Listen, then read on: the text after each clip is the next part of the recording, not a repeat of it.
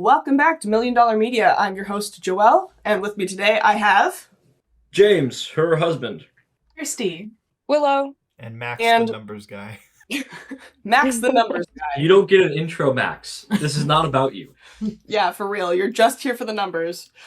And today we are ranking the soundtrack of Wicked. So we're going to be starting from lowest to highest. Primarily the songs ranked are overlap between the movie and the musical. So without further ado, let's get into it. We got lots to cover. Mm-hmm. And number 17, we have A Sentimental Man. That song is lame in general. So lame. Agreed. I like the song. I thought it was very fitting. It's the song that that parody was made of. I love that video. Yeah, it's so good. This is the song that no one likes. Yeah. It's good in the fact, I think, that it continues the viewing of Oz being the creepy uncle. It adds to it. Mm-hmm. But I think that's also why it's terrible. Yeah.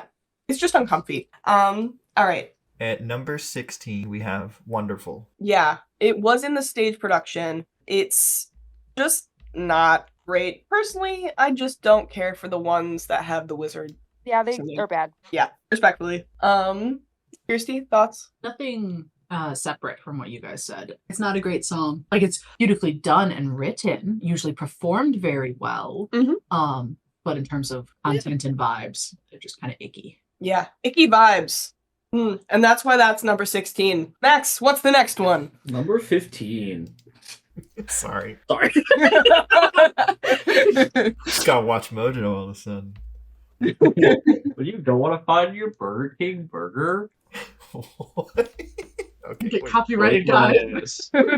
Alright, at number 15, we have Something Bad.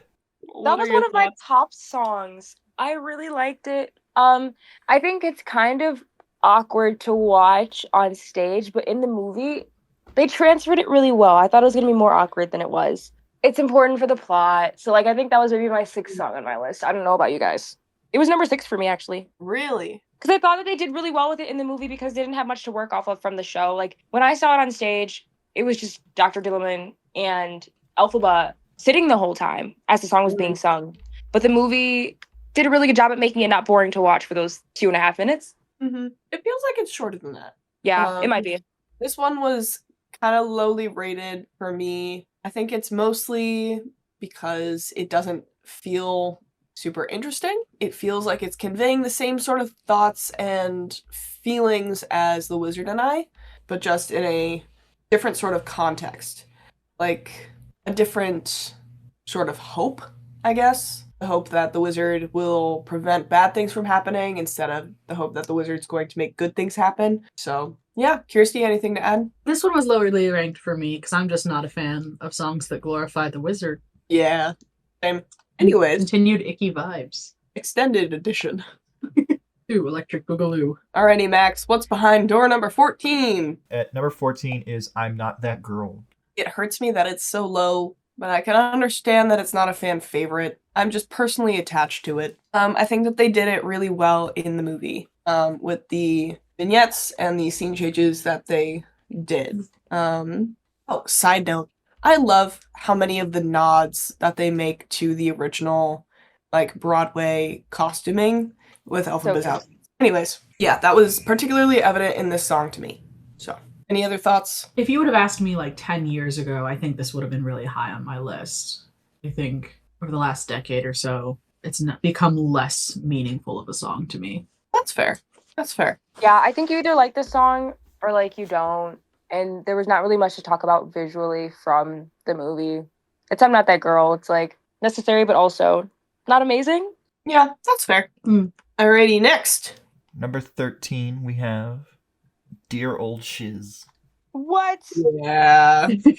Yeah. I love the song. I'm so sorry. Willow, are you going to say that to every song? Well, I'm a theater major, but I actually did like what they did with this. I think I was more so just looking at the costumes. This is the introduction of what everyone looks like, and it was oh my god, this is real. That's fair. That's a fair point. Yeah. I don't know if it's me, and I'm not convinced I'm going to have the correct terminology for this. So Willow, please jump in if I'm not having the correct terminology, because you would. Okay. In the original Broadway production recording for Wicked versus the movie song of Dear Old Shiz, the ensemble felt a lot less full in the movie. And I felt absolutely. it felt like it was missing a lot of that fullness Mm-hmm. and actually for a lot of the songs, not just Dear Old Shiz, but because Dear Old Shiz is so much of the ensemble, Mhm. I feel like I felt it more there. And so I was missing that a lot, I think. I agree. I listen to the Broadway version of Dear Old Shiz pretty often just because it is so vocally, like, it's very full, like you said. It's just beautiful to listen to, and this did not have that. It was more so a visual, like, wow, this is so cool. But Mhm. Mm-hmm. audibly, no. Yeah. And that's what we're ranking here, is the music, not just the visuals. Yeah, I don't have much to say in favor of this one. It really felt like this was Ariana Grande's chance to prove that she could be Kirsten Chenoweth. Mm. Yeah. And so that's what she was kind of going for. And I can understand that, though throughout her musical performance and other songs, it did pop out a few times where it was just like, oh, hi, Ariana, welcome back. So, yeah. Next. Number 12, we have March of the Witch Hunters. I understand why it's so low, and I understand that it is not a great song in terms of content or message. March of the Witch Hunters, though, the music of it motivates me. And, like, I want to get up and be doing things. Yeah. Not necessarily to hunt witches, but You know, just casually out here with your torches and pitchforks. yeah, you gotta keep those on you. Yeah, It's a good workout carrying those around. Yeah. I see how it advances the plot, and it gives you, like, kind of an idea of, like, what's going on here. It gives Bach and the Cowardly Lion a moment to shine. I think I also, like, similarly with Dear Old Shiz, like, I love the ensemble moments, especially with the original Broadway, because they're so big. And I was definitely missing that again with this one. That's a fair This one point. isn't really heavy on the ensemble. It's like if you had to do the scene with Gaston going to storm the castle with, like, 6 people.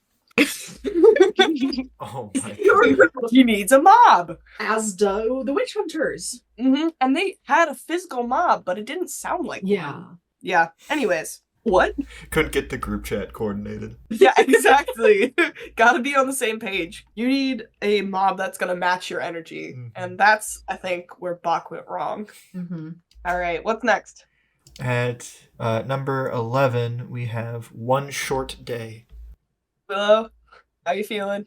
I love this because they brought in Kristen Chenoweth and Adina Menzel. Ooh, yeah, in the movie version? Yes. 100%. I wanted to hate it, but because I was so happy seeing them, I hate it less than I want to. Yep.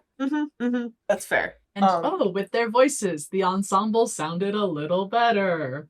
Whoa. I'm gonna harp on this. It pulled me out because I've been listening to the Broadway production since it came out in 2006, and I've got the whole thing memorized, and hearing half the voices, or what sounds like such, did pull me out of a lot of the songs. There were a couple times we were watching the movie together, and she was like, why aren't they continuing the song? Where's the rest of the song? And I'm like, just wait, it'll be okay. Just breathe. We'll get there. From a storytelling standpoint, I understand why they did that, but from a musical standpoint, I'm like, that's wrong. That's a sin. Stop. I'm not particularly fond of this song, but having those cameos in there really did endear it more to me. So this one is rated higher on here than it would have been for That's me, fair. at least. Oh, and she did the thing! Both of them actually did the thing. Like, their characteristic, how they did Elphaba and Glinda came out during those really short snap cameos. And I thought that was wonderful in all respects. I was actually, like, smacking James in the theater because he was sitting next to me I had bruises after. because I was just so excited. So, yeah. Blink twice if you're in trouble. You can't see it. I'm blinking a lot of times, actually. That's a natural function of the human body. Next! Alright. Do you see how I'm gaslit? At Don't worry number, about it, Jane. we're in the top 10 now. Is Ooh. What Is This Feeling? Now I do have to point out, Willow, Yes. you have this pretty low. I think What Is This Feeling is good. I personally liked Popular a lot better. What Is This Feeling is just it's so funny on stage. I just expected so much more from this song probably than I should have. When you're watching this in a theater, the audience audibly laughs so many times. Mhm. And I didn't get that feeling when I watched it in the movie personally. That's fair. I did enjoy that in the movie because they elongated out the time that What Is This Feeling took place over, like at the school. To me, felt a little bit more believable of that loathing and characterization from the get-go building. I would agree. But I enjoyed that aspect of the storytelling. In terms of the song, I like the song pretty well. I think it does a lot of storytelling without doing a lot in general. But also, where's the rest of the ensemble? Yeah. I don't know. I think that I'm a little bit with Willow on this, that it felt a lot more catty than make you laugh kind of antics. You really got the feeling that, no, this is bullying and no one's doing anything to stop it. I agree with that, yeah. That wasn't what it was in the play? I mean, it was, but like, there's a different feeling to it. More lighthearted? Yeah. Gotcha. Well, I'm curious why this is at number 10 though, because it went 6, 6, and then 16. So that's why it's kind of met in the middle here. So like, is there any reason why it was ranked so high for you two? I think that it's kind of a mid song, so I put it kind of near the middle. All right. No, it's fair. I enjoy singing this one because I'll go back and forth and do all the parts. Oh, and yeah. What range I'm singing in for each part. And so Exactly. so singing it and listening to it in that regard is very stimulating. It feels very involved, very easy to like be doing things to the song. Willow, any other thoughts on this song? No, I totally agree. I think the choreography was really, really good. But this isn't about the dancing. But it was really good. It was very creative and it's catchy, and I think it was recreated a lot. I saw on TikTok. Like, it will be recreated in future productions by high school students. Yeah. Kind of easy to copy, I'll be completely honest with you. A lot of the choreography felt like it was simplified. That's a side note. And we're moving on because we are talking about music. Yeah. At number 9, we have The Wizard and I. I'm surprised this is so low. I like this song. I think this was one of my tops. Oh yeah, you had this at number 2. Wow. It's beautiful. Really? It's one of those moments in which, like, Cynthia just gets to have her moment. It's kind of boring visually, like, she's just walking the whole time, and then eventually she walks out to the grass. But, like, that's the moment that I feel like the song needed. If they would have done anything more, it would have been distracting. It just gave her the time to show off her vocal ability, which a lot of people were being, like, they were questioning it and not thinking that she was good for the role. And so this was the moment where she got to, like, prove everyone wrong. Yeah, no, that's fair. James mentioned this on a past review of the movie, that he really liked her low range, and I totally agree. Yeah. Right? Yeah, that I don't know what note that was, but when she hits that that really low note, I thought it was like that's tough to hit that low, and so I was really impressed with like the clarity and the fullness of her voice in that. I think it's a G. I could be wrong though. Did you I don't know. I have no idea, and I should. I'm sorry, guys. How you dare? our resident theater major, and she doesn't even know I'm the so notes. sorry.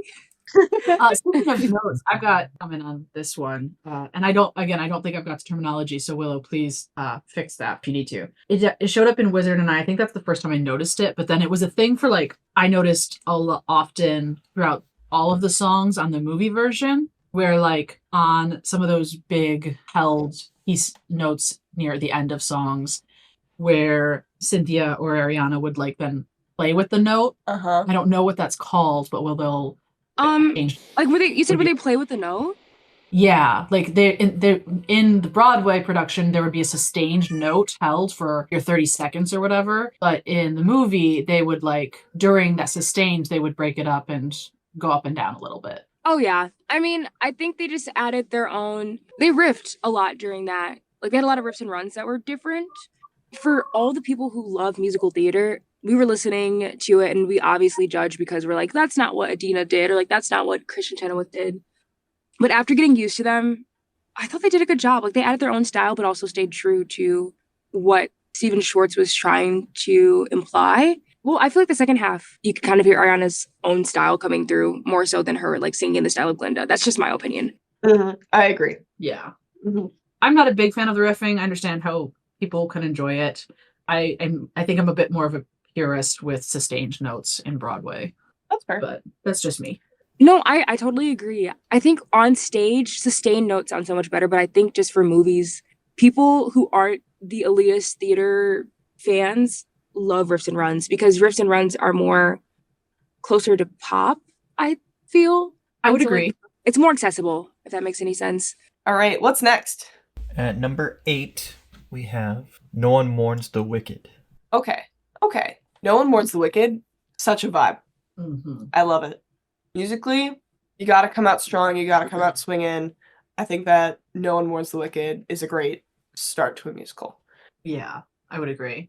It's It's so much cooler on stage. It is. It is. It's definitely setting the tone for the story overall and what you're getting into as a beginning of the musical. Mm-hmm. I will say in favor of the movie version, I loved the set and world building pieces that we got from that opening sequence. Yeah. But yeah, since we're going purely based off the music, yeah, I think that the stage production is a little bit stronger because it is focusing so much more on the ensemble. Like we had Agreed. a crowd in Munchkinland. Where's a crowd's voice? Mhm. Okay, but now is the time to talk about the tulips. But we already talked about the tulips, so go That's watch fair. our That's fair. Wicked Part 1 review. Or not. I'm not in that one, so Not as good. That's true. It's not as good because Kerstie and Willow aren't there. Anyways, yeah, no, I like how this one sets everything up, and you start out with one view of Glinda just based off of this song, and then you get to go and see how that actually isn't exactly true. Yeah, I like that. That was really sick how they did that, actually. At number 7, we have Thank Goodness. Makes sense. it makes a lot of sense being that that's, where you come in after intermission. And so that's the beginnings of part 1 and part 2, that they would be so closely related stylistically, story-wise, and then also in terms of musicality. Yeah. And how in part 2, so thank goodness, where we see that shift from part 1 that you mentioned, and Glinda starting to actually come to fruition. Mm-hmm. I love Glinda's little kind of mid-song aside. It's so good because it's getting you into like what she's actually thinking instead of just like how we're seeing what she's doing. You know? I absolutely loved it. Yeah, that was my favorite part of the whole thing. Yeah. We start to see Fiyero as like, yes, he's in this position of power, but he's listening to these things that people are saying about Elphaba, and he's like, that's just not true. Why are we going along with this again? So, yeah. Love that all that storytelling is happening within this song. So good. They don't have that in the stage play. No, yes, they do. I lied to They you. Yes, do. It's just, They do. yeah, I feel like it's less of an aside in the play, whereas we get with the pros of a movie is that they can, pull you to the back of that set and make it like a very visual aside. Mm-hmm. Mm-hmm. True. At number 6, we have As Long as You're Mine. How is this number 6? That's just how the numbers work. Do you think it should be lower or higher? I like this song a lot. That's what I'm saying. It I know went- that there's really good songs here in our top 5, but like, I like this one a lot. It goes What was the numbers positioning for this one on the 3 posts? 7, 7, 8. I might be stupid, but when I was watching the stage play and when I was listening to this, I never realized that this song implied that they slept together. Ah, You didn't? I know I didn't, and so thanks to the movie that made it crystal clear, I now understand. I had no idea watching this. Yep. mhm. This was a sequence to watch with my parents in a theater. Oh I had really good bladder timing, and so I actually, because I was also with her parents at the movie theater, and so I'm like, you know what? I think they're about to have sex. I'm gonna use the bathroom. It's PG. They like clip past it. I thought it was PG-13. No, Yeah, and they climb on the bed. they And climb the on the song bed. ends. And You it's see him fade slip black. off a suspender. Oh, suspender. A whole suspender. Scandal. Your parents know you're married, right? We haven't told them. Oh, okay, that makes sense. Yeah. That explains the awkwardness. Yeah, Uh-huh. yeah. It's been a little over 2 years. You haven't told them yet? No, we're messing around. We're messing around. Totally joking. All right. Shall we get into our top 5? Ooh. Do it. Insert drum roll here. Max died. No, that was I was being silent for the drum roll that Max was gonna add. Yeah, he's gonna edit that in. Yeah. All right. You better. Number 5, we have Dancing Through Life. Yeah. I'm surprised it made it this high. I love I like Dancing that Through song. Life. I like the choreography. The choreography was amazing. Are you kidding me? Yeah. So good. You liked it? So good. Yeah. The set design was awesome too. Ooh, yes. The set design Yeah. for the song. I think it did a really nice job of building Prince Ferrero Rocher's character and like really emphasizing like the dichotomy of he's pretending to be dim-witted, not caring about anything when you know that there's more to him. And I thought that was really nice. Ignorance as a choice. Exactly. Musical. Exactly. Exactly. Yeah. I'm not a huge fan of this song, but this is a weight-bearing song. You can't just get rid of it. Oh, for sure. Like, it's establishing Piero, it's establishing his relationship with Glinda and Bach, and Glinda's relationship with Nessa and Bach, and Glinda and Elphaba, and you get some more of that dynamic between Nessa and Elphaba. Like, this is like, everyone's involved in this. You can't just take it out. With some gorgeous vocals. Yes. I know everyone is really into Jonathan Bailey right now. I do think I like the original Broadway production for Piero. His voice is just so smooth. Mm-hmm. It's his voice is caramel. Noted. Agreed. And I like singing every part at the same time. Well, obviously, that's how you do it. There's no other way. Max? All right. At number 4, we have For Good. Number 4? 4. How is that number 4? I rated it higher. I rated it 1. Willow? I rated it low. Sorry, guys. Willow! No! Nice Listen, job, I Willow. love For Good so much, and in the Broadway version, it's my favorite song. But they could have done so much more. I feel like it was too simple. I don't know. Okay, I understand, but I was under the impression that we were rating these based off, like, overall. Like, the overlap songs between, like, musical and movie. I mean, it's still Like, at number 4. Find how we like them. Max, you don't understand. I'm gonna be honest, I don't remember the song. Yeah, and Okay. honestly, when I first listened to the Broadway version of the song, it didn't stick with me until I realized it was a huge Broadway thing. Like, when I was listening to the soundtrack, it didn't stand out to me as much. Just, This song, I don't know. the first 30 times I heard it, this is the one that made me cry. This is the one that makes me cry, like, all the time. The impact that you have on other people, positive, mostly positive, but also negative. And, Yes. And that you can't take it back.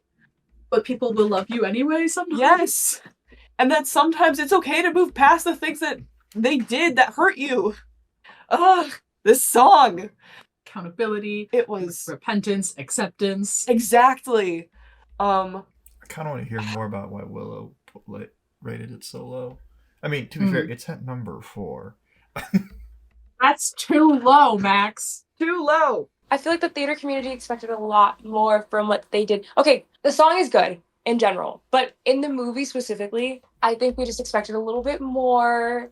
I don't know, maybe I'm being picky. Was this you said this was at the end of the movie? Yeah. This is the one that it's Linda and Elphaba essentially. They're just standing outside.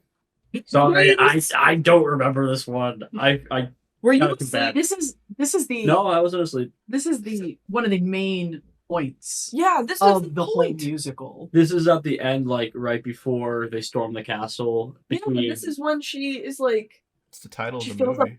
of water. Yeah. Yeah. This one.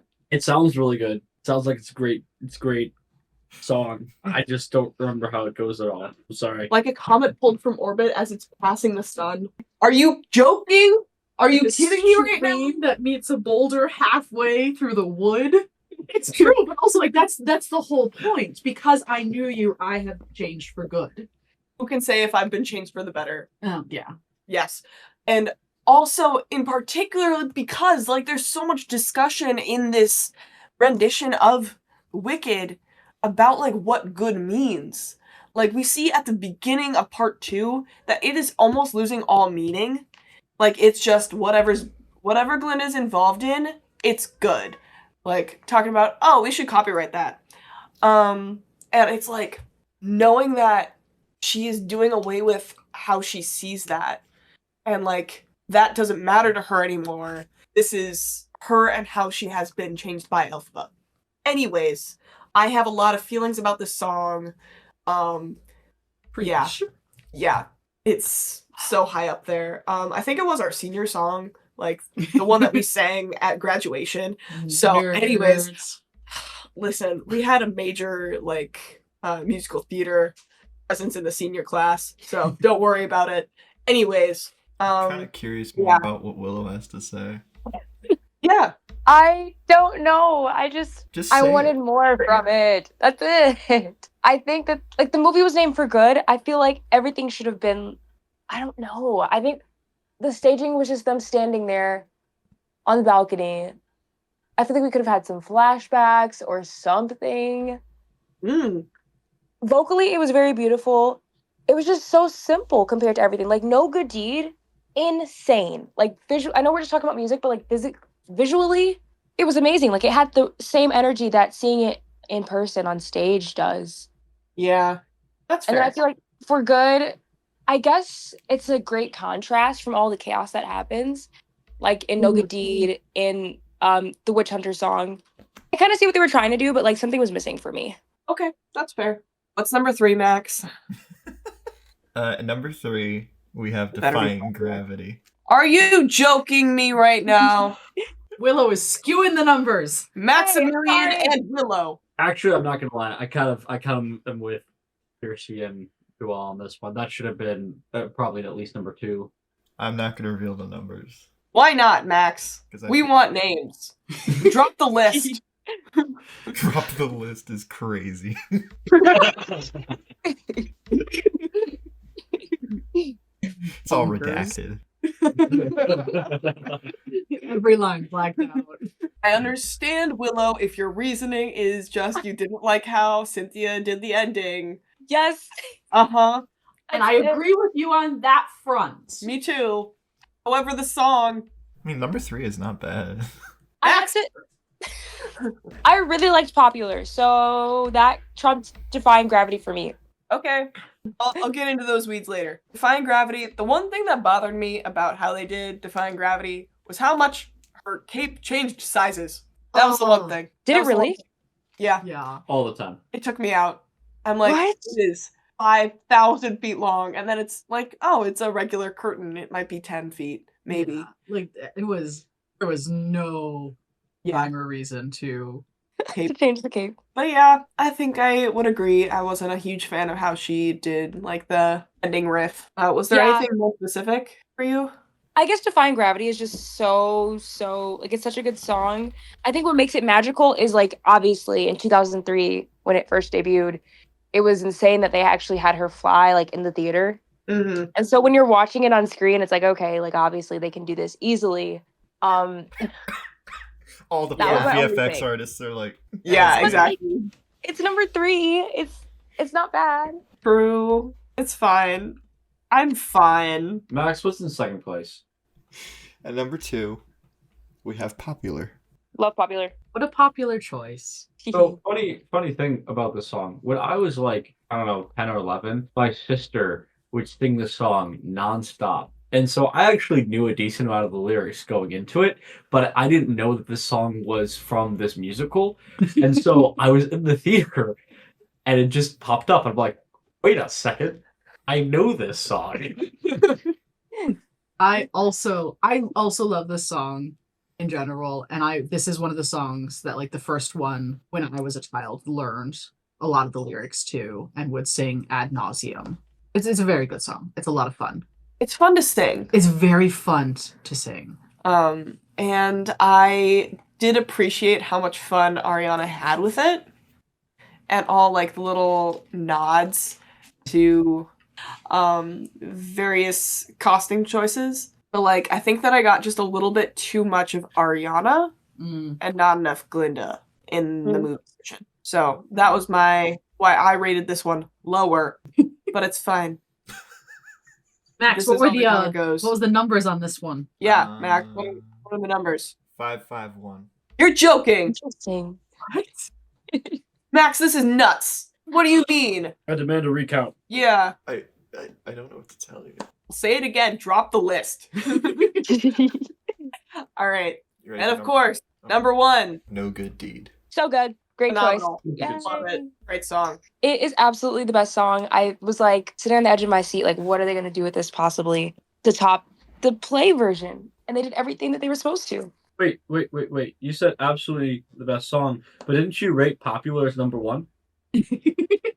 I did, Ooh. but that's because I feel like Popular is just fun to rewatch over and over. Fair enough. And No Good Deed, once you've seen the build, you've seen the build. But Popular is just like hilarious to watch. You have to be a musical nerd to like appreciate No Good Deed for what it is. Popular, like you said, like your little sister used to sing it all the time. Everyone loves Popular, even if you don't like musicals. It's the one Yeah. I know. I love this song, and if I remember correctly, I rated this fairly high on my list overall. In terms of Broadway production versus musical, she added a word, and it took me out immediately. I know it was just the word "and," but like, as I said, I know this whole soundtrack back and forwards, and adding a word was no bueno. Sometimes it does mess with the flow and the rhythm, and it Mhm. just, yeah, I can understand that. But I do love this. I love No Good Deeds so much. We love a dramatic queen. We love the whole montage where she gets a castle. I love that for her. This one is so much fun to scream sing in the car. Oh, I yes. cannot fully articulate that. It's very Um, therapeutic. It's so therapeutic. It has the big moments and then the really small, quiet, reflective, painful moments. And it's That's the just best. it's so good. The range, fantastic. Love it. So this one was highly rated for me. I think I put it at number 3, something like that. The rankings So- here went Joelle 2, Kerstie 3, Willow 3. Okay, so yeah, overall top Yes. 3, Uh-huh. all the way. Yeah. See, Uh-huh. I'm curious, Kirsty and Joelle, what were your number 1s? As well as both popular. We both had For good. We both had Oh. For Good as number Wild. 1. Yeah. Yeah, And that's why Sorry, we guys. were makes sense. Yeah. Anyways, Max, Jesus. I'm gonna audit your numbers. There you go. I demand an audit. I'm submitting a of Information Act for that list. All right. I was Okay. gonna say real good. quick, every time we've done a list with you, Joelle, you get so personally offended at me.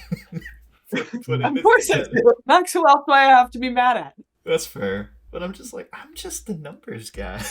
I am literally Uh-huh. the messenger. Listen, you shoot the messenger because it sends a message. Stop. That's hilarious. She's got a point. Alright. So that concludes our Wicked music ranking. Feel free to leave your comments in, the comment section down below. And this has been Joelle. James. Kirsty. Willow. And the numbers guy. I hope you guys have a great day. Bye.